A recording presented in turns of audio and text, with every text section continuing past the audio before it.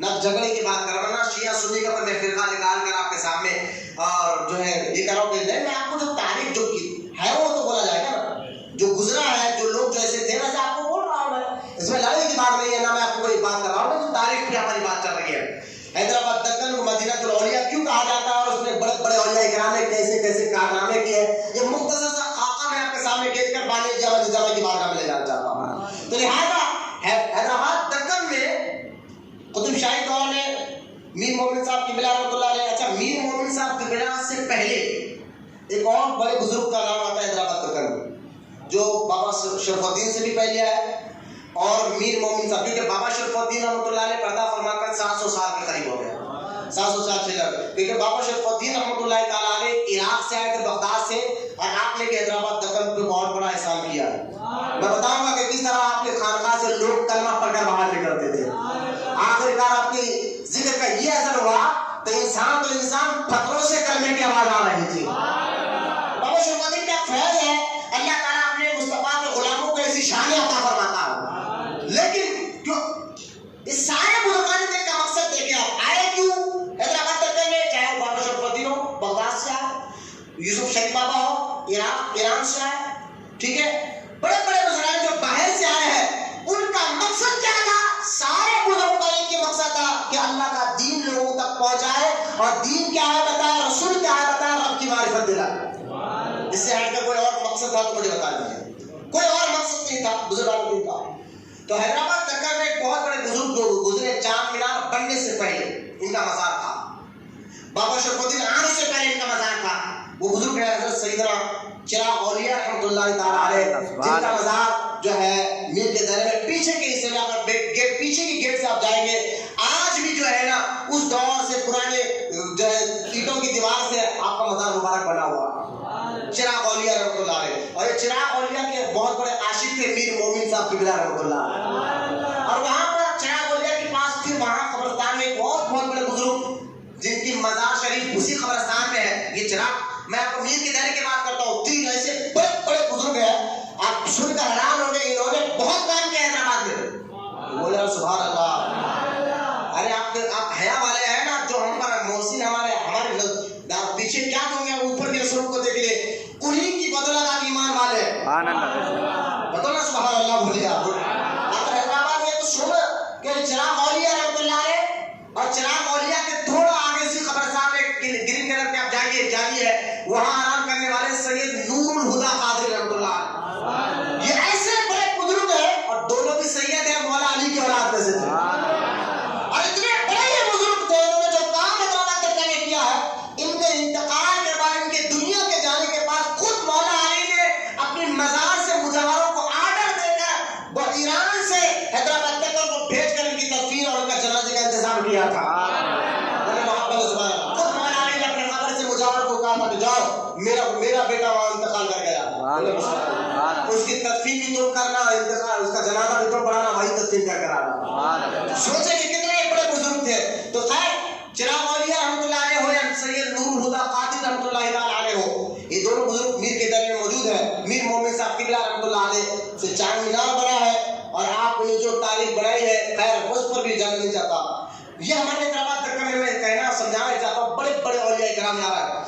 قطب شاہی دور 200 سال تک گزرا، ٹھیک ہے، اب 200 سال تک تو قطب شاہی دور گزرا، آخری قطب شاہی دور کے جو بادشاہ تھے وہ ابو الحسن تالے شاہ تھے، ابو الحسن تالے شاہ، اور یہ غلام تھے، مرید تھے شاہ راجو حسینی رحمۃ اللہ علیہ، جن کا افزان مصری کا جو ہے، یہ شاہ راجہ ہے، اصل میں راجو لفظ زیادہ بولتے بولتے راجو ہو گیا، بعض لوگوں کو ذہن ہو گیا یہ راجہ راجو، یہ تو غیروں کے نام ہے، نہیں بھائی یہ ہندی لفظ ہے، راجہ کیا ہے، ہندی لفظ ہے، اور راجہ کا معنی ہمارے آقا، ہمارے بڑے، ہمارے سردار، اس کو اردو میں یہ سب دیا۔ تو بعض لوگ کہتے ہیں راجہ راجو یہ غیروں کا لفظ نہیں، یہ ہندی لفظ ہے، کیونکہ ہمارے انڈیا میں ہندی سنسکرت زبان زیادہ بولی جاتی ہے نا، یہ اردو جو زبان آئی ہے یہ صدقہ ہے نظام الدین اولیاء کا، بولے سبحان اللہ۔ بہت ریسرچ کر کر میں آپ کے سامنے رکھ رہا ہوں، نظام الدین اولیاء نے کا اور امیر القصر کا یہ صدقہ ہے کہ آج پورے ہندوستان میں اردو زبان کو اردو لینگویج کو جو ایجاد کیا گیا ہے، انہیں کی بدولت اردو زبان، ورنہ دیکھیں باہر سے جو بزرگ آتے تھے یا وہ فارسی بولتے تھے یا تو عربی میں بات کرتے تھے سنکرستی جو زبانیں تھی وہ سیکھ کر لوگوں کو تبلیغ دیتے تھے. اس لیے خواجہ غریب نواز جب اجمیر آئے نا تو سب سے پہلے آ کر آپ نے یہاں کے لوگوں کی زبان کو سیکھا, سیکھنے کے بعد تبلیغ کی. تو سمجھے, تو خیر یہ اردو زبان کو آنا. تو ابو الحسن تانیہ شاہ یہ آخری بادشاہ تھا قطب شاہی دور کا, اور اس کے دور میں اورنگزیب رحمۃ اللہ تعالی علیہ انہوں نے ہندوستان پر یعنی حیدرآباد دکن کو فتح کیا تھا, حیدرآباد دکن کو. اور ابو الحسن تانیہ شاہ کے بارے میں لوگ باتیں کرتے ہیں لیکن مت کریں. شاہ راجو حسینی کی خاص شہید مرید ہے.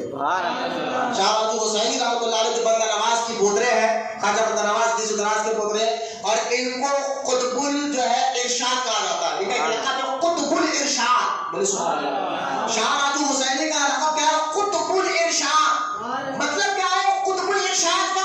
کہ جہاں کوئی حافظ بننا چاہتا ہے, کوئی عالم بننا چاہتا ہے, کوئی کتابیں اس کو سمجھ میں نہیں آتی ہے, ایک کرامت آج بھی دیکھی گئی ہے. جو شاہ راجو حسینی کی بارگاہ میں بیٹھ کر کوئی کتاب پڑھ لے تو اللہ تعالیٰ ان کے صدقے میں اس کو حفظ کرا دیتا ہے. بولے محمد سبحان اللہ. یہ قطب الارشاد ہے شاہ راجو حسینی بندہ نواز کے پوترے, جہاں پر بیٹھ کر لوگ کو دین بہت جلدی سمجھ میں آتا ہے. اور یوسف شریف بابا قطب المدار ہے. سبحان اللہ. بولے محمد. یہ ٹائٹل بتا رہا ہوں میں اولیاء اللہ میں. یوسف شریف بابا قطب المدار کے مقام پر ہے. مطلب کیا ہے؟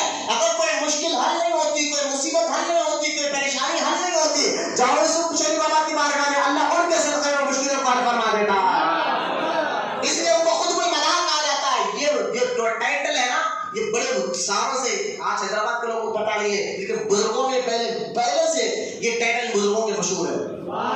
یہ لقب پہلے سے مشہور ہے. تو خیر ابو الحسن تانیہ شاہ مرید تھے شاہ راجو حسینی رحمۃ اللہ تعالی علیہ کے, اور یہ اپنے دور میں تھے. اور انہی کے دور کے میں آخری دور چل رہا تھا مادینا دیون, جس کے نام سے مادنا پیٹ ہے. اور اس کا محل جو ہے نا مہیشورم میں, جو بابا شرف الدین کی درگاہ سے 12 کلومیٹر جائے تو مہیشورم جو گاؤں ہے وہاں پر اس کا محل بھی ہے مادنا دیون. اس کا یہ وزیر تھا اس علاقے کا. ابو الحسن تانیہ شاہ کے دور میں یہ وزیر تھے اس علاقے کے, اور مادنا دیون کا نام تھا. اور اسی کے دور میں آج لوگ میں ہر ایک تاریخ بتانا چاہتا ہوں. اسی کے دور میں حضرت سیدنا حسن بن احمد شہید کو شہید کیا گیا تھا. جو آپ بیٹھے ہیں نا جس بارگاہ میں ان کی ہسٹری بھی بتا رہا ہوں آپ کو. ابو الحسن تانیہ شاہ بادشاہ تھے اور اس علاقے کے وزیر مادنا دیون تھا. اور اسی کے دور میں آپ یمن سے حیدرآباد آئے تھے. کیوں آئے تھے؟ مقصد صرف اللہ کی رضا اور لوگوں کو دین بتانا تھا. اور آپ موسیٰ ندی, یہ آپ دیکھ رہے ہیں موسیٰ ندی جو مسجد کے پیچھے ہی ہے, اس ندی کے کنارے آپ اللہ کی بات میں بیٹھے تھے. اور آپ کے بارے میں آتا ہے کہ آپ امام حسین کے اولاد میں سے. بولے محمد سبحان اللہ. آج بھی لوگ کہتے ہیں نا اپنے نا بعض لوگ جو ہے نا, چلو کہ غفلت سے کوئی کہہ رہا کہ مسان کرتے نہیں درگاہ کہاں سے آگے بات سمجھ جاتی ہے. بعض لوگ معاذ اللہ اس خول کو جو غوث اعظم نے فرمایا تھا کہ جادوگر کو مسلمانوں کے قبرستان میں دفن مت کرو, جادوگروں کے بارے میں کہا تھا. تو لوگ کہتے ہیں نہیں جو غیروں کے قبرستان میں ہے لہذا یہ ولی نہیں ہو سکتے, طرح کی باتیں کرتے ہیں. ایسا بولنے سے میں کہتا ہوں سنو, ایک تو یہ امام حسین کے اولاد میں سے, اور دوسرا تم تاریخ پڑھتے نہیں ہو. گزیٹ اٹھا کر آپ دیکھ لو, حضرت کی پوری ہسٹری اور تاریخ رکھی ہے. اچھا چلیے گزیٹ کا کوئی انکار کر سکتا ہے. کتابیں ہیں سید مراد علی طلح کی کتاب ہے, یہ حیدرآباد کے بڑے بڑے لوگوں کا میں نام گنا بہت ریسرچ کر آپ کے سامنے رہا ہوں. میرا موضوع پھٹا ہے, اگر اس سارے باتوں کو آپ سمجھیں گے تو بانے جانے کے کام کو بھی آپ سمجھیں گے. تو لہٰذا سید مراد علی طلح نے کتاب لکھی تھی آج سے 45 سال پہلے. اس کتاب کا نام اس نے لکھا تھا اولیاء حیدرآباد دکن. اس کتاب, وہ کتاب بھی میرے پاس موجود ہے, اور اس کتاب کی پہلی جلد میں حضرت کا ساری ڈیٹیل موجود ہے. اگر کوئی بولے نا چلو میں کتاب نہیں مانتا, میں گجیٹ بھی نہیں مانتا, یہ درخواست یہ بھی نہیں مانتا, میں نے کہا عقل کو تو مانتے ہو, نہیں مانتا تو تم بیوقوف ہے. نہیں عقل کی بات مانتا ہوں. چل میں تیرے کو عقل سے بتاؤں کہ ولی ہے. سبحان اللہ. ورنہ بولے نا آنکھ والا ہی جلوہ دے کے میرے مرشد تیرا, جس کو آنکھ ہے اس کو نورانی نظر آ جاتی ہے. عام خبروں پہ لوگ اتنا نہیں جاتے جتنا ولیوں کی خبروں پہ آتے ہیں. کیوں؟ کیونکہ عام خبروں میں نور نہیں آتا تو اللہ کے ولیوں کی خبروں پہ نور نظر آتا ہے. ہاں اس لیے یہ آنکھ والا اس کو سمجھ سکتا ہے جس کو آنکھ نہیں ہے, جس کو عقل نہیں ہے. میں نے کہا عقل ہے اتنا, بولے ہاں. اب میں مزاق کو بتاتا ہوں, مزاق کا اگر मार्बल का पत्थर उठाए तो आज से 300 साल पहले जो संगे मूसा नाम जो पत्थर दिखता था हैदराबाद में, संग कहते हैं पत्थर को, मूसा उसका नाम था जिसको संगे मूसा कहते हैं। जो तारीख जानते हो उसकी तरह बात समझ रहे हो, संगे मूसा उस पत्थर को कहते थे जो कुतुब शाही दौर में पत्थर मिलता था। मार्केट में पत्थर मिलते हैं, आज पूछे मार्बल का पत्थर, ग्रेनाइट का पत्थर, पत्थरों के नाम है ना, उस दौर में संगे मूसा नामी पत्थर था, उस पत्थर से सारी मजार रशीद बनी हुई है। मैंने कहा ये अकल बता रही है ना, अभी काफी है, ये अकल बाहर नहीं है ना, संगे मूसा नामी सील लगी हुई है। और मजार शरीफ का मार्बल हटाए तो पत्थर के अंदर किंदरा कर आपका नाम भी आ रहा, हिजरी भी लिखी हुई है। तो मैं कहता हूँ लोगों से कि जो बार बार इस तरह की हरकतें करते, खुदा अपनी जुबान को करामत करे। और देखिए जीती जाती करामत मैं क्या बताऊँ आपको, हजरत की कितनी करामतें हैं। मैं एक ही बात आपको बताता हूँ कि मूसा नदी में कई बार तुगलनी आई है, कई बार सैलाब आया है, लेकिन 1908 का सैलाब बड़े बूढ़े तो जानते हैं, इतना खतरनाक सैलाब था जहाँ बेगम बाजार जैसे इलाके के बड़े बड़े बिल्डिंग खत्म हो गए थे। उस्मान अली बादशाह के दौर में, अरे जहाँ सिटी कॉलेज बना हुआ है ना, वहां पर बहुत बड़े शायर रहते थे, उनका घर था कॉलेज बनने से, नाम था अमजद हैदराबादी। बोले सुभान अल्लाह, बड़ी तहकीक के साथ बातें। अमजद हैदराबादी जिसको लोग बड़े बूढ़े लोग जान रहे, नाम सुना भी होगा, बड़े शायर थे। इनका घर जो है सिटी कॉलेज के पास था। ये कहते हैं अपनी किताब इन्होंने लिखा है तुगानी, 1908 की तुगानी का जो हाल था लोगों का, कैसे कैसे लोग आज देखे, थोड़े दिन पहले जो सैलाब आया, कितने लोग बाबा नगर में चले गए। अल्लाह मरने वालों को अल्लाह मग़फ़िरत फरमाए, अल्लाह उनकी जन्नत नसीब करे। लेकिन 1908 का सैलाब तो एक क़यामत सुग़रा कहा सकते हैं, मुसलमान हैदराबाद वालों के लिए छोटी क़यामत कह सकते हैं, तो बिल्कुल सही होगा।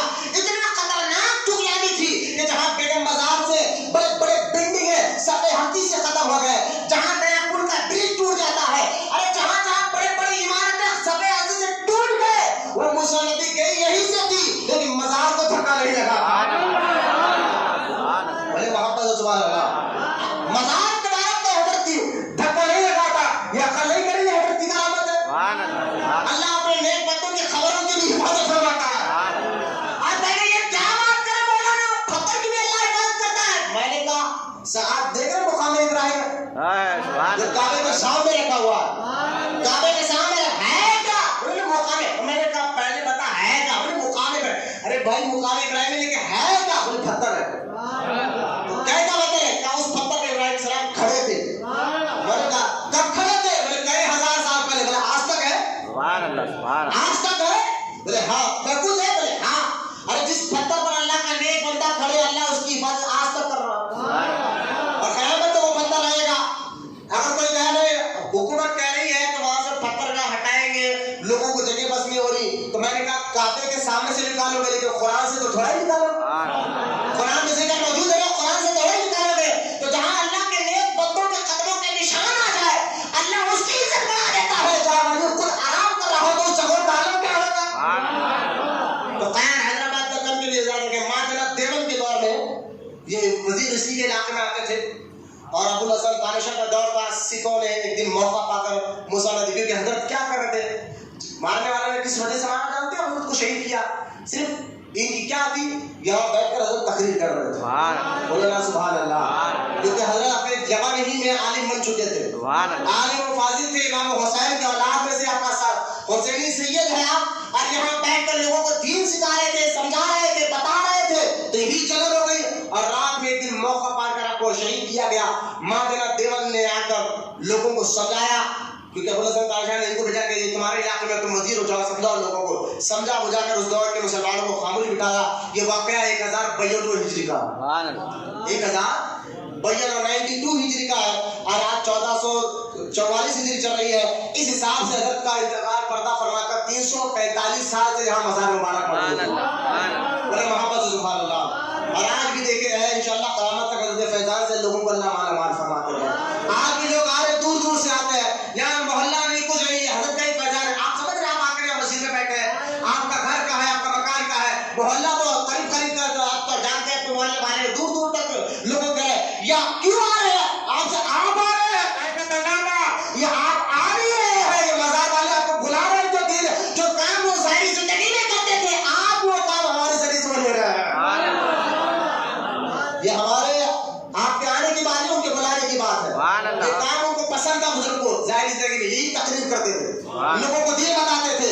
آج یہاں پر ذریعہ ایسا بنا دیا کہ آج بھی وہی کام ہو رہا ہے. حضرت کا روحانیت چاہتی ہی ہے کہ لوگوں کو دین کا صحیح آنا پتہ چلے اور صحیح سچے عاشق رسول بنے. تو الحمدللہ وہ روحانی فیض بھی جاری اور یہ فیض بھی آپ کے پاس آ رہی ہے. خیر بادرہ دیوبند میں آپ کی تدفین کرانے لگا تھا موسیٰ ندی کے کنارے. اور خیر میں تاریخ اس لیے کہہ رہا ہوں، میں بانی جامع نظامیہ کو سمجھانے سے پہلے اگر بیک گراؤنڈ آپ سمجھیں گے نا تو بانی جامع نظامیہ آپ کو سمجھ جاتا ہے. یہ بیک گراؤنڈ آپ سمجھیں، حیدرآباد دکن کی خوبصورتی کے کچھ اہم باتیں میں آپ کے سامنے روشنی ڈال رہا ہوں. قطب شاہی دور میں ابو الحسن تالہ شاہ کے دور میں اورنگزیب آئے، فتح ہو گیا، اورنگزیب چلے گئے. اورنگزیب جانے کے بعد جب جیسے ہی اورنگزیب کا انتقال ہوا وہ پردہ فرما گیا اورنگزیب رحمۃ اللہ تعالیٰ علیہ. اب آپ کہیں گے اورنگزیب کو آپ رحمۃ اللہ تعالیٰ علیہ کیوں کہتے ہیں؟ تو میں نے کہا ان کے کارنامے بھی ایسے ہیں اور لوگ علماء نے ان کو اپنے دور میں مجدد بھی گنا. اور سب سے بڑی کرامات یہ ہے جس مزار پر جاتے سلام کرتے تو مزار سے سلام کا جواب آتا تھا. یہ آپ کو ہم کو نہیں آتا. یہ تو یہ راز کی باتیں ہے. کل اس پر کبھی انشاءاللہ ہم گفتگو کریں گے، کبھی موقع ملا تو ایک الگ موضوع یہاں رکھ کر اورنگزیب رحمۃ اللہ تعالیٰ علیہ کی سیرت مبارکہ پر بھی بات کریں گے اور کس طرح پورے اکھنڈ ہندوستان کے آپ بادشاہ تھے. آج تو سری لنکا بن گیا، بنگلہ دیش بن گیا، پاکستان ہو گیا، اکھنڈ ہندوستان کے بادشاہ گزرے اورنگزیب رحمۃ اللہ علیہ اور جتنی مغلیہ سلطنت کے بادشاہ ہیں. خیر آپ کے دور میں جو ہے جب فتح ہوا، اورنگزیب واپس گئے، اورنگزیب کا انتقال ہوا. اورنگزیب کے انتقال کے بعد پھر یہاں حیدرآباد دکن میں کچھ لوگوں نے حسن برہمنی ایک شخص تھا، اس نے جو ہے بغاوت کی اور الگ ریاست بنا دیا اپنی، حیدرآباد کو پھر سے چھین لیا. پھر حیدرآباد کو چھیننے کے بعد ہوا کیا؟ تو مولانا آپ سنیے نظام سرکار کا دور. اورنگزیب کے بہت خاص وزیر جن کا نام مولانا نام تھا ان کا قمر علی خان. نام کیا تھا ان کا؟ قمر علی خان. یہ نظام میں اول بھی ہے. 7 نظام گزرے نا. پہلے نظام شاہی یا آصف شاہی جس کو کہتے ہیں آپ، یہی یہ نظاموں کی یہی ان کی بات کرتی ہے. اور 224 سال تک نظام حکومت چلی ہے. 224 سال تک سلطنت چلی ہے. کہ نظام حکومت کو سمجھنا اس لیے ضروری ہے کہ بانی جامع نظامیہ آپ کو سمجھ میں آئے. نظام حکومت میں پہلے بادشاہ نظام حکومت کے وہ تھے مولانا قمر علی خان. اور قمر علی خان یہ اورنگزیب کے خاص وزیر تھے. اور اورنگزیب کے جانے کے بعد انہوں نے کیا کیا، ان کو آڈر آ کے آپ حیدرآباد دکن جاؤ، وہاں پر یہ علاقہ پھر ہمارے پاس سے نکل گیا ہے، اس کو فتح کرو. تو آپ کیا کریں، اب حیدرآباد دکن کو فتح کرنے کے لیے قمر علی خان جانے تھے، لیکن اللہ والے بادشاہوں کی عادت دیکھے، مزاج دیکھے. انہیں کہا بھائی اتنا بڑا ملک فتح کرنا ہے تو چلو نا. دلی میں بہت بڑے ولی تھے، یہ ولیوں کے پاس جانا، دعائیں کرانا، ان سے مدد طلب کرنا، یہ مسلمانوں کا پرانا طریقہ رہا. گئے جا کر حضرت سے بڑا حضرت دعا فرمائیے میں حیدرآباد دکن جا رہا ہوں فتح کرنے کے لیے کہ اللہ مجھے کامیابی عطا فرمائے. مولانا قمر علی خان کو جو ہے نا وہ بزرگ نے کہا ایک خط لکھا کہ تم جاؤ، اورنگ آباد میں ہمارا مرید ہے، نام اس کا نظام الدین اورنگ آبادی کے. سبحان اللہ. میں تعریف بتا رہا ہوں حیدرآباد اور سننا غور سے. کہا نام نظام الدین اورنگ آبادی ہے، ان کے پاس جاؤ خط دے دینا. خط میں کیا لکھا بادشاہ کو نہیں معلوم. وہ خط لیے نظام اول دلی سے اورنگ آباد آئے. جب دلی سے اورنگ آباد آ رہے تھے نا، پہلے کے لوگ جانتے ہیں کہ جب بھی کوئی شہر میں داخل ہوتے تو پہلے دروازے ہوتے تھے. حیدرآباد کے لیے 7 دروازے تھے، ہے نا. یہ ڈبی پورا دروازہ ہے، یہ پرانا پل کا دروازہ ہے، یہ لال دروازہ، جتنے ہی دروازے رکھے گئے ہیں نا یہ 7 دروازے تھے. اور آپ جا کر پڑھے محبوب علی بادشاہ کے دور میں یہ دروازے رات میں 11 بجے کے بعد بند بھی ہو جاتے تھے. حال میں عثمان علی بادشاہ کے دور میں جو آخری نظام سرکار کے ان کے دور میں یہ بند ہو جاتے تھے. خیر تو دروازے ہوتے تھے، دروازے کے باہر جو ہے نا سپاہی کھڑے ہوتے تھے. اندر آنے سے پہلے پورے ڈیٹیل دینا پڑتا تھا، کون ہے، کیا ہے، کیوں آئے ہو، کہاں سے آئے ہو، پوری ڈیٹیل لکھنے کے بعد دروازہ کھول کر اندر چھوڑ دیتے. جیسے کون آج کے دور میں ویزا کہتے ہیں، اگر ہم کو دبئی جانا ہو تو پہلے پوری ڈیٹیل دینا پڑتا ہے. تو اس دور میں اس کو گزیٹ کہتے تھے. آج کے دور میں اس کو ویزا کہتے ہیں، اس کو دور میں گزیٹ کہتے تھے. اور الحمدللہ گزیٹ میں حضرت حسن بن ابی کی ساری سواد حیات موجود ہے. یہ آخری دور پر ایک بات بتانے کے لیے میں بات کر رہا تھا. تو قمر علی خان وہاں سے دلی سے اورنگ آباد کے قریب آئے تو نظام الدین اورنگ آبادی کھڑے ہو گئے. کھڑے ہو کر بادشاہ دنیا دار آدمی، یہ اللہ کے بہت بڑے ولی نظام الدین اورنگ آبادی یہ اٹھے. اٹھ کر سیدھا گئے اور شہر کے باہر دروازے کے باہر جا کر اس بادشاہ کا استقبال کیا. بادشاہ کا استقبال کیا تو اورنگ آباد کے بڑے بڑے بزرگان نے بولے یہ کیسا ولی ہے؟ سننا ذرا غور سے. اللہ والے کیا ہوتے ہیں میں آپ کو بتا دوں. یہ کیسا ولی ہے کہ دنیا دار آدمی بادشاہ آ رہا تو ان کی عزت کے لیے چلا گیا, ان کی استقبال کے لیے چلا گیا. آج کچھ ایسے ڈونگی بھی ایسی ملیں گے جو کروڑ پتی مرید آ رہا باجو بیٹھ غریب کو ڈھکا ہے. یہ پیر مریدی میں ہوتا ہی نہیں تھا. سبحان اللہ بولے نا سبحان اللہ. ایسے پیر ہوتے ہی نہیں تھے بھائی. کس کو آپ نے پیر سمجھا؟ جو دنیا دار کو بیٹھ میں بٹھائے, نذرانہ دینے والے کو قریب میں بٹھائے اور قریب کو دیکھے بھی نہ, جو پیچھے پیچھے بھاگے کروڑ پتیوں کے امیروں کے پیچھے پیچھے بھاگے. بزرگوں کی مزاج نہیں ہوتی. اس لیے دیکھیں نظام الدین اورنگ آبادی رحمۃ اللہ علیہ جب گئے بچہ بار بار اٹھ کر جا رہا ہے, کر پوچھو تکلیف کیا ہے, کون ہے, کیا ہے, سراج کیا ہے, آپ لوگ سامنے نظر رکھیں, درود پاک پڑھیں. تو لہٰذا نظام الدین اورنگ آبادی رحمۃ اللہ علیہ جب اٹھ کر گئے کھڑے ہوئے باہر تو دوسرے اورنگ آباد کے بڑے بڑے بزرگ کہنے لگے کیا ہے بھائی بادشاہ کے استقبال کے لیے کتنا عیب تھا یہ کرنا بزرگوں کی نظر میں. تو آپ نے فرمایا سنو میں بادشاہ کے لیے اٹھ کر کھڑا نہیں ہوں, باہر جا کر ان کا استقبال اس لیے نہیں کرتا بادشاہ آ رہا ہے نا, میں اس لیے جا کر کھڑا ہوا استقبال کے لیے اس بادشاہ کے ہاتھ میں میرے پیر کا لکھا ہوا خط کا یہ خط کا ادب کر رہا ہوں. ادب ایک ایسی چیز ہے جب ادب آپ کے اندر آ جائے نا برکت ملنا شروع ہو جاتا ہے. مسجد ہے, مسجد کا ادب کرو گے تو مسجد کے اندر جو اللہ نے برکت رکھی نا وہ ملنا شروع ہو جائے. اس لیے آج تو دیکھیے آج ہمارا حال یہ ہو گیا ہے, ہم اتنے سال ہو گئے مسجد میں آنے کا طریقہ آج تک ہمیں پتا نہیں ہے. آپ بچے کو ہمیں کھڑا کرنا پڑ رہا بھائی باہر کھڑا ہو, بچے کو لوگوں کو بولنا پڑ رہا ہے بھائی باہر پانی پہنچو, بھائی آستین نیچے چھوڑو, صحیح ادب کے ساتھ جاؤ کہ جو تم اپنے گھر میں نہیں اللہ کے گھر میں جا رہے ہو.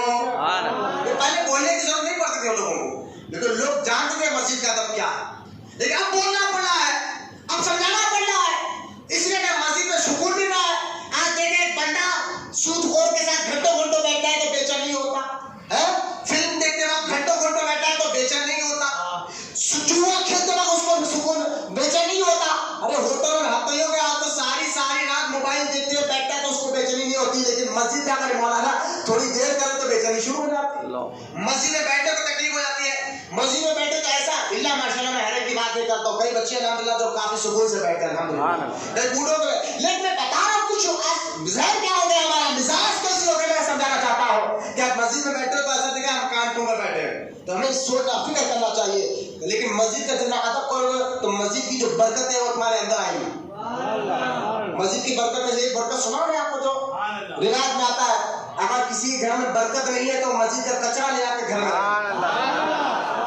سبحان اللہ, مسجد کا کچرا لے جا کر خالی گھر میں رکھنے سے اللہ اس گھر میں برکت داخل فرماتا ہے. تو مسجد کا ادب کرنے والا باہر سے ہی ادب کر کر آنا ہے کوئی تو اس کو کتنا برکت ملے گی انشاءاللہ. تو اگر کوئی بچہ باہر رکا کر آپ کو بول رہا ہے نا باہر ٹھہرو پہلی سر میں جا کر بیٹھو, یہ برا نہ مانے, یہ برکت ملے گی انشاءاللہ. یہ ادب آپ کریں گے اور یہ نہیں ہر مسجد کا انشاءاللہ ادب کرنے والے بنے. ایک ادب ایسی چیز ہے, اسی طرح پیر مرید جو ہے نا اپنے پیر کا جب تک ادب نہیں کرے گا برکت نہیں ملے گی. تو خیر مولانا آپ نے فرمایا پیر کا خط کے لیے کھڑا ہو, اور اس خط میں لکھا کیا تھا جانتے ہو؟ اس خط میں نظام الدین اورنگ آبادی نے پڑھا, پیر مرشد نے اس خط میں لکھا کہ آپ نے فرمایا کہ سنو ایک دنیا دار آدمی کو میں بھیج رہا ہوں نظام تیرے پاس, اس آدمی کو اپنے دسترخوان میں سے کچھ کھلا دے. بولے سبحان اللہ, اللہ عورت کی باتیں کرے رہا. تو آپ نے کیا کیا, پہلے اس بادشاہ کو گھر لے گئے, پہلے کہا دستر بچھاؤ کھانا کھاؤ. بولے حضرت میں نے کہا پہلے کھانا کھاؤ, اور انہوں نے کھانا کھا, 1 روٹی 2 3 7 روٹی کھا. کتنی روٹی ہے بادشاہ سفر سے آ کر بھوک بھی زیادہ لگ رہی, 7 روٹی کھا, 7 پہ آدھی روٹی انہوں نے توڑی, 7 پہ آدھی روٹی کھائے. آپ گنتے رہے کھانے کے بعد لے کے جاؤ, اب تمہاری نسل سے 7 بادشاہ گزرے گے. نظام سرکار کتنے آئے بھائی, اول دوم سواب 7 آئے, اور پھر محمد علی بادشاہ, عثمان علی بادشاہ آخر ان کے بعد ان کے بیٹے, چند دن کے بعد یہ پولیس ایکشن کا واقعہ ہوا. پولیس تو خیر یہ بزرگان نے کیا تو قمر علی خان نے حیدرآباد دکن کو فتح کیا. فتح کرنے کے بعد کہا حضور میرا نام تو قمر علی خان ہے لیکن میں مرید آپ کا بن گیا ہوں. آج کے بعد لوگ ہمارے اصل نام کو نہیں نظام کے نام سے جانیں گے, جو آپ نے میرے نام سے پہلے میں نے آپ دیا ہے. آج کے بعد لوگ کہیں گے نظام اول نظام دوم، اصل نام کو نہیں جانے گے لیکن آپ کے نام کو ضرور جانیں گے. نظام جو ہے نا ان کا نام نہیں ہے، ان کے پیر کا نام تھا جنہوں نے تبروک کے طور پر اپنے نام کے آگے لگا دیا تھا. تو خیر نظام کا دور چل رہا تھا. محبوب علی بادشاہ کا دور، محبوب علی بادشاہ کے دور میں ناندیڑ میں سید حضرت شیخ ابو شجاع الدین رحمۃ اللہ علیہ، ان کے گھر میں پیدا ہونے والے بچے کا نام مولانا انوار اللہ خان فاروقی رحمۃ اللہ علیہ. ناندیڑ حیدرآباد تک نہیں آتا تھا. سننا آپ آوازیں میں بانی جمع حیدرآباد کی تاریخ میں نے بتا دی، نظام سرکار کا. اب یہ عثمان محبوب علی بادشاہ کا دور ہے، یعنی یہ 6ویں نظام کا. اس دور میں ناندیڑ میں ایک گھرانہ ہے. وہ گھرانہ جانتے ہیں کون سا گھرانہ ہے؟ وہ حضرت عمر بن خطاب کے گھرانہ، جو حضرت شیخ شجاع الدین رحمۃ اللہ علیہ، یہ بانی جامع نظامیہ کے ابا والد محترم کا نام ہے شیخ شجاع الدین رحمۃ اللہ علیہ. ان کے دور میں یعنی شیخ شجاع الدین ہے کون؟ تو اگر ان کا شجرا دیکھیں، سب سے پہلے جو بانی جامع نظامیہ کی لکھی سیرت پر جو کتاب لکھی گئی ہے، اس کتاب کا نام ہے مطلع انوار، میں نے یاد رکھی. اور اس کو لکھنے والے مولانا مفتی رکن الدین رحمۃ اللہ علیہ، جو جامع نظامیہ 1292 ہجری میں بنا ہے. جامع نظامیہ 150 سال کے قریب ہو گیا ہے. جو دودھ والی میں ہے نا جامع نظامیہ، یہ 1292 ہجری میں بنا تھا. تو جب یہ مدرسہ بنا، اس مدرسے کے سب سے پہلے مفتی جو پڑھ کر مفتی بنے تھے، ان کا نام مفتی رکن الدین رحمۃ اللہ علیہ. ان کی لکھی ہوئی کتاب ہے مطلع انوار. آپ فرماتے ہیں بانی جامع نظامیہ کے ابا کا نام ابو شجاع الدین شیخ شجاع الدین تھا. اور بانی جامع نظامیہ کا خاندان، کیونکہ جیسی شخصیت ہوتی ہے خاندان کو بھی دیکھا جاتا ہے. جس طرح جیسا کہ بچے کی باپ کی دولت بچے کو ملتی ہے، پیسہ پراپرٹی اولاد کو ملتی ہے، اسی طرح باپ کا مزاج، باپ کا خاندانی رنگ بھی اولاد میں آتا ہے. باپ کے اخلاق، باپ کے مزاج، باپ کا یہ ساری چیزیں اولاد کے اندر منتقل ہوتی ہیں. حضرت بانی جامع نظامیہ اولاد حضرت عمر بن خطاب کی اولاد میں سے، اور ان کے حضرت فاروق اعظم کی اولاد میں سے ایک بزرگ ہے جن کا نام حضرت سیدنا فاروق رحمۃ اللہ علیہ، فاروق نے فروخ ان کا نام تھا. اور یہ مدینے سے کابل میں آ کر رہے تھے، جس کا خاندان بھی کہا جاتا ہے کابل شہر. وہاں پر آ کر رہے جب وہ فاروق اعظم کی اولاد میں دیتا رہا فروخ تھا، فروخ. اور وہاں رہے فروخ کی اولاد، یہ حضرت سیدنا فاروق رحمۃ اللہ تعالی کی اولاد پوری دنیا میں پھیلی. اور ان میں سے 3 کے بیٹے، ان کے خاندان کے 3 بیٹے ایسے ہیں جو پوری دنیا میں بہت زیادہ نام کما ہے. اور 3 بیٹے میں سے ایک پہلے بیٹے کا نام بابا فرید گنج شکر ہے، اور دوسرے بچے کا نام جو زیادہ نام ہے مجدد الفسانی شیخ احمد سرندی ہے، اور تیسرے بیٹے کا نام بانی جامع نظامیہ مولانا انوار اللہ خان فاروقی ہے. محمد سبحان اللہ. بانی جامع نظامیہ مولانا انوار اللہ خان فاروقی فاروق اعظم کی اولاد میں سے فاروقی. آپ کی ماں، کیونکہ حضرت شیخ شجاع الدین رحمۃ اللہ علیہ 2 بیوی آپ کی تھے. پہلی بیوی سے تو آپ کو کوئی اولاد نہیں تھی، بیٹیاں تھے. چھوٹی بیوی سے آپ کو اولاد نہیں تھی. وہ حیران پریشان تھی، کئی سال ہو گیا تھا نکاح ہو کر. تو ناندیڑ میں ایک چوک ہے، آپ کے ناندیڑ میں چوک بول کر علاقہ ہے جس کو چوراستہ کہتے ہیں، اس کو چوک کہتے ہیں. وہاں پر ایک بزرگ کی مزار ہے، نام تھا مسکین شاہ بابا.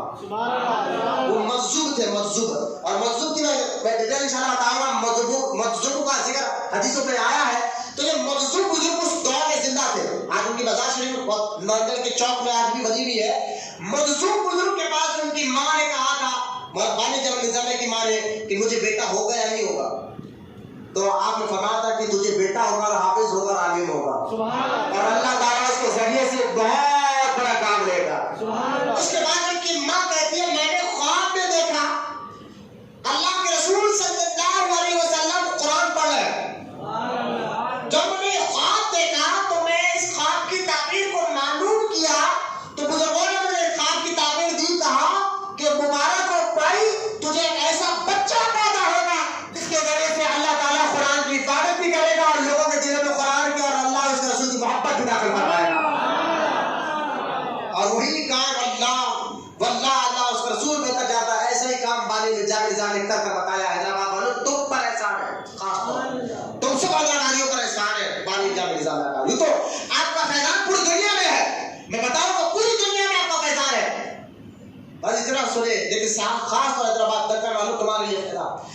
बचपन आप नांदेड़ में गुजारे और आप पढ़े अपने वालिद से, जो आपके वालिद शेख शुजाउद्दीन बहुत बड़े अपने वक्त के आलिम भी थे, और आप अपने वालिद से पढ़े हैं। मौलाना बानी जामी निजामी घर में सबसे पहले पढ़ाने वाले अब्बा। सुना, आज जो है ना कई बच्चियां हैं, कई बच्चे हैं गैरों के साथ अफेयर कर रहे हैं, बच्चियां मुसलमानों की, और उनकी हरकतें क्या आप जानते हैं। सोशल मीडिया का दौर मुझे बोलने की जरूरत नहीं है। तो क्यों पढ़े लिखे नहीं है? पढ़े लिखे हैं, कॉलेज पढ़ रहे हैं, इंटर पढ़ने वाले हैं, MBA करने वाले बच्चे भी है, बच्चियां भी है, फिर एक पढ़ लिख कर ये जायज क्यों है? ऐसी हरकत देंगे मैंने कहा देखो, सबसे पहली तरबियत स्कूल नहीं है, औलाद के लिए माँ बाप होते हैं। माँ बाप जैसी मिजाज रखते हैं। मैं यही तो आपको बताना चाहता हूं, जैसे माँ बाप की सोच और मिजाज होगी, इसी तरह बच्चे के अंदर भी मिजाज आएगी। आज माँ बाप का हाल क्या है मुझे बताए। सबसे पहले तबीयत का माँ बाप है। माँ बाप के अखलाक, क्योंकि बच्चा पढ़कर सीखता तो बाद में है, लेकिन देखकर बहुत जल्दी सीखता। जैसी मिजाज घर में मिलेगी, ऐसा उसके अंदर मिजाज आएगा, ऐसा उसकी आदतें बनेगी। अब मुझे बताइए, बाबा खुद जो है ना साल में एक बार ईद की नमाज पढ़ते बाद बच्चा देख रहा है? बाबा खुद दाढ़ी काट रहे हैं, बाबा खुद शराब पी रहे हैं। अम्मा के बारे में क्या बताया, वो तो 24 घंटे टीवी के सामने बैठे रही है। 24 घंटे महावरे की तरफ बैठ रहा हूँ, मतलब ज्यादा बाबा को टीवी के सामने गुजार रही है, फिल्मों में, ड्रामा में। फिर अम्मा बाबा से कैसा बहस करी, बच्चा देख रहा है। गाली गलत बाप ऐसा न, बच्चा देख रहा है। अरे अब सारा आज तो हाल तो ये हो गया है, इतना बच्चा है ना बेटा, उनको गाली दो तो उतनी जुबान में बच्चा गाली देता है ना। आप सुना होगा, इल्ला माशाल्लाह पहलवानों घरों में ऐसा होता है, रोडियों घरों में ज्यादातर ऐसा होता है। मैं बोलना पड़ता है, लेकिन हो रहा है, आप भी देखे हुए। बच्चा जब गाली देता है तो अम्मा भी खुश होते हैं, यार तो उतनी जुबान में कैसी गाली दे रहा। बाबा भी खुश होकर कहते हैं कैसी गाली दे रहा। मैंने कहा ये तरबियत हो गई, ये मिजाज हो गई है। फिर वही बच्चा बड़ा होकर अपने अम्मा और बाप को गाली देता है ना, भागते हुए आके मौलाना बच्चा बेगलत हो गया है, गाली देता है हमारे को। बचपन में तो चीखे मार मार के वास्ते थे ना, ये तो तरबियत थी मारा। अच्छा, एक तो ये, दूसरा क्या, फिल्में ड्रामे देख देख कर तो मिजाज बच्चों पे वही पड़ रही है कि भाई बच्चे का असर यूं समझिए कि बचपन से नहीं, माँ के पेट से बच्चों का असर होता है।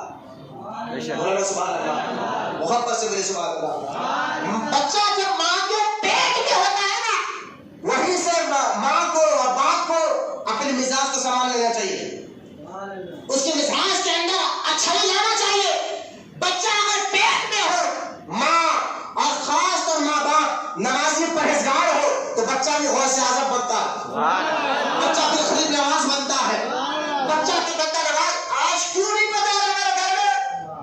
हमारे पास अगर हमारी माँ अगर सुन रहे हैं, कई बच्चियां सुन रहे हैं, सुनो हाल तुम्हारा क्या हो गया, सुना तुम अगर अल्लाह ना करे, अल्लाह तुमको अल्लाह तौफीक दे और अल्लाह के कर्म से तुम्हारे अंदर शादी के बाद जब बच्चा आ जाता है, अमल शुरू हो जाता है, महीना 2 महीना, तो पहला तो डॉक्टर कहता है बेड रेस्ट, और बेड रेस्ट के बाद से वहां पे टीवी आ जाता है, रिमोट आ जाता है। अब सारा वक्त टीवी पे ना कुरान पढ़ेंगे, ना तिलावत करेंगे, ना नमाज पढ़ेंगे, अब सारा का सारा वक्त टीवी में, सारा का सारा वक्त जो है ना पूरी ड्रामा में, तो बच्चा जो है ना वही शाहरुख खान या सलमान खान के दाएं वाले बनता है, ऐसी हरकतें करने वाला बनता है। मैं आपको बताऊं, बानी जामी निजामी इतने बड़े वली जिनके जरिए से पूरे हैदराबाद तक का जो फैज मिला पूरी दुनिया में है, लेकिन हैदराबाद और खास है। क्यों? कहा उनके अब्बा आलिम दीन थे। सुभान अल्लाह। मैं कहता हूं, आप आलिम नहीं, कम से कम नमाजी बनो। घर के माल, घर के अंदर तरबियत होना चाहिए। अल्लाह कुरान में फरमाता है, ईमान वालों अपने आप को और अपने घर वालों को दोज़ख की आग से बचाओ। तो सबसे पहले तबलीग घर में होना चाहिए, अपनी मिजाज में अपने आप में होना चाहिए। तो है किरदार तुम्हारा, मजाज तुम्हारी अकल बच्चों के अंदर आती है, ये बच्चों के अंदर मुंतकिल होता है। जैसा दौलत मिलती है, ऐसा मिजाज में मिलती है। वाला मेरी जुबान की नौकर गई, लेकिन क्या कहे, आज तो दौर इतनी बेहयाई का दौर है।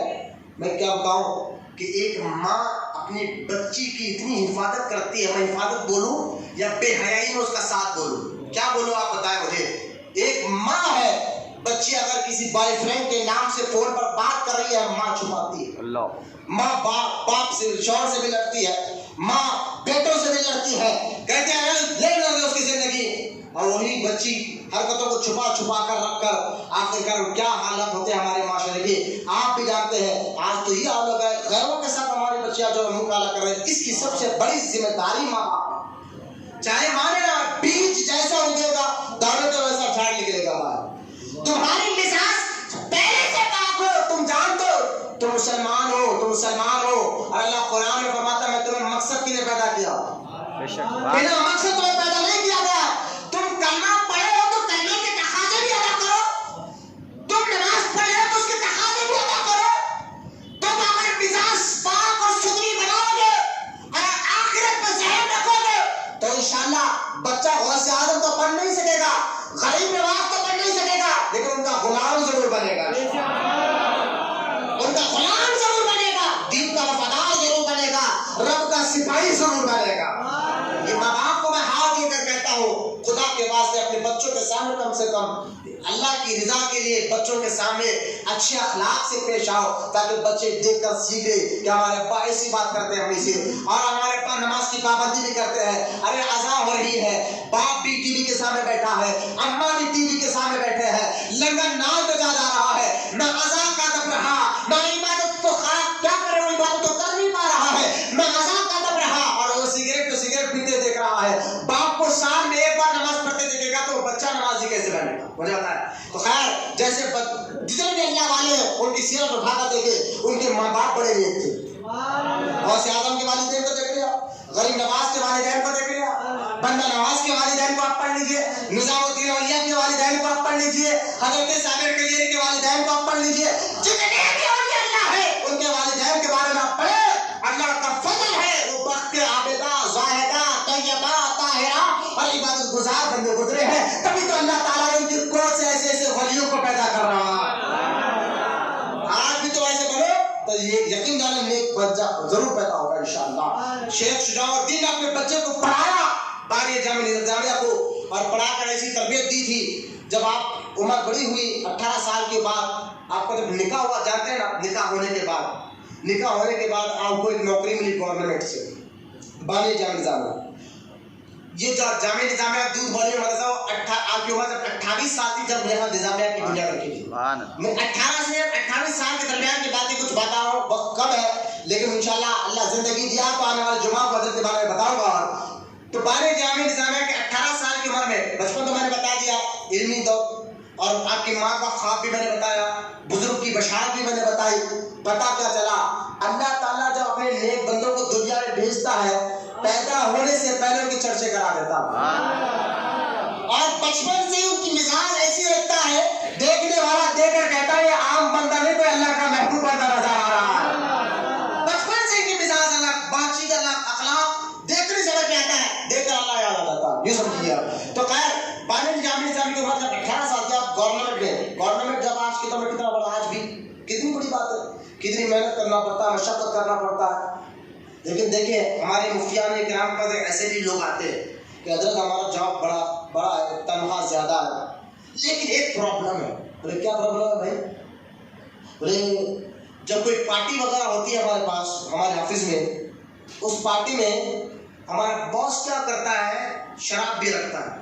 میں تو شراب پیتا نہیں حضرت, لیکن کیا کروں, باس جب شراب رکھتا ہے تو شراب کے باٹلیں اٹھا کر ادھر سے ادھر رکھنا پڑتا ہے, یا ٹیبل پر لے کر رکھنا پڑتا ہے, بڑے بڑے جو مہمان آتے ہیں ان کے سامنے ٹیبل پر رکھنا پڑتا ہے. اب مجھے بتائیے, کیونکہ شراب صرف پینا حرام نہیں ہے, ہاتھ لگانا بھی حرام ہے. ظاہر ہے کیا, صرف پینا حرام نہیں ہے, ہاتھ بھی لگانا, اس کی کمائی بھی حرام, اس کو ہاتھ لگانا بھی حرام.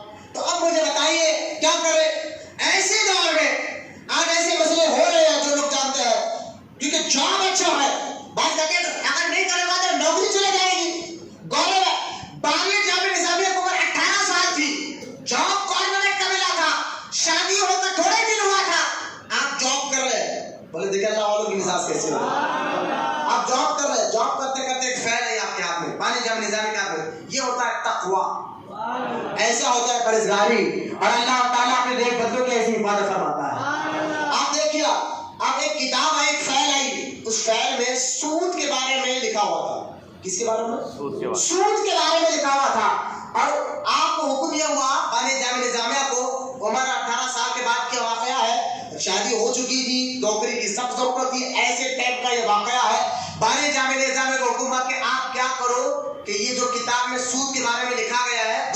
میں لکھو. خالی لکھنا تھا. کیا کرنا تھا؟ ایک کتاب میں سے اس کی نقل دوسری کتابیں کرنا تھا. یہ خالی لکھنا تھا. بانی جامع نظام نے کہا استعفیٰ پیپر لاؤ, لکھو, میں نظام دے رہا ہوں. آج جس اللہ والوں کے یاد بنا رہے ہیں نا, ان کا تقویٰ بھی ایسا ہوتا ہے. کہاں میں نظام دیتا ہوں, کیوں؟ کہا یہ سود کا لکھنا مجھ سے نہیں ہوگا. حالات دیکھے, شادی ہو چکی ہے, بچے ہیں پہلے کا, والد انتقال کر چکے ہیں, ماں ضعیف ہے, حالات ایسے ہیں کہ نوکری کی سخت ضرورت ہے. ارے بھائی سود کے بارے میں خالی نقل کرنا تھا, ایسا تھوڑے تھا. لیکن سود کے جو احکام ہے, سود دینا, یہ سنیں گے, لینا دینا دونوں حرام ہے. اس کے ساتھ ساتھ لکھنا بھی حرام. اس کے بارے میں, سود کے بارے میں لکھنا کہ اتنا کمائے, یا سود کا مال جا کے اصول کر کر لانا, بعد میں جاتے رہو گھروں میں اصول, یہ بھی حرام ہے. تو ساری چیزیں ہیں. مزاح لگ رہا, کہا میں ایسی نوکری ہرگز نہیں کروں گا جس میں سود کے بارے میں مجھے کہا جائے کہ اس کے بارے میں لکھو. آپ اسی وقت نظام دے دیا. لوگوں نے آپ کے تقویٰ کو, پرہیزگاری کو, آپ کی مزاج کو دیکھ کر بڑے بڑے حافظوں نے کہا حضرت معاف کر دیجئے, ایسا آپ کے ہاتھ میں ایسی کتاب نہیں دیں گے, آپ نوکری کریے. کہا نا, جس حافظ میں ایسے کام ہوتے ہو اور نہ ایسے کام کرے گا ہی نہیں. اور پھر کہے گئے کہ فاقے رہے, بھوکے رہے, واہ اللہ والے, حرام غذا کو پیٹ میں خود جانے نہیں دیا, نہ اولاد کو جانے دیا. یہ ہوتا ہے. سبحان اللہ. اتقوا اللہ کا مطلب یہ ہوتا ہے, اللہ سے ڈرنے کا مطلب یہ ہوتا ہے. پھر کئی دن کے بعد ایک نوکری آپ نے ساری زندگی میں 2 مرتبہ بانی جامع نظام میں گورنمنٹ جاب کو لاتا ہے. یہ تو یہ نا, دوسری مرتبہ پھر آپ کو بڑی مشکل سے آپ کو جاب دیا گیا, آپ کو کہا گیا حضرت کریے.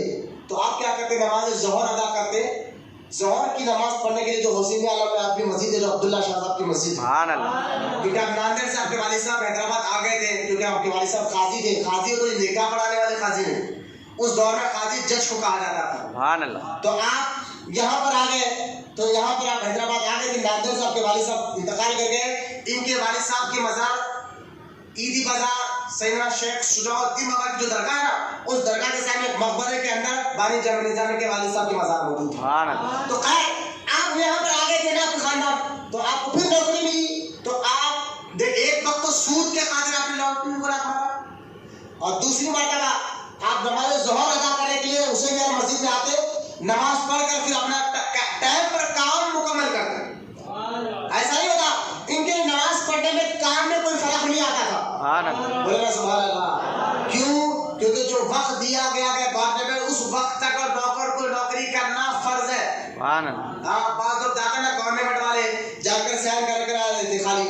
8 سے 9 تک ان کی مثال دے رہا ہوں, 8 سے 6 بجے تک ان کی ڈیوٹی ہے, وہ 8 بجے گئے 12 بجے آ گئے, اور مہینے میں 4 تنخواہ مل رہی ہے ان کو, جو 8 سے 6 کی جو تنخواہ وہی مل رہی.